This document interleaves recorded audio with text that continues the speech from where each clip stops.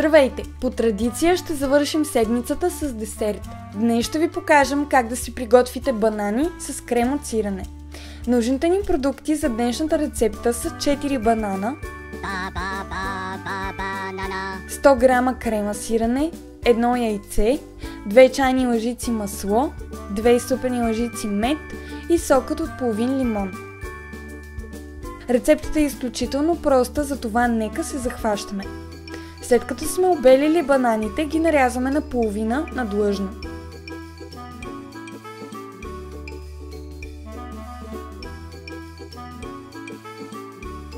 Когато ги нарежем, ги нареждаме в тавичка и ги поливаме с сока от лимон, за да не потъмняват.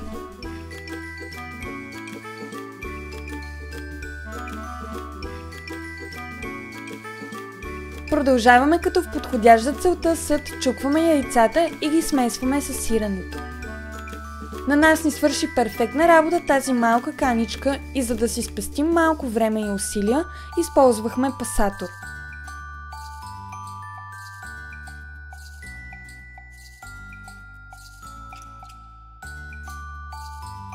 Накрая с шприц слагаме от сместа върху бананите, като я заглаждаме с шпатула, за да бъде равномерна навсякъде.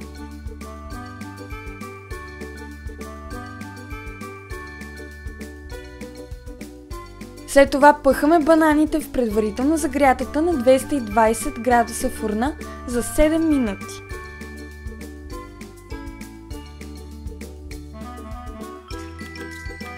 След това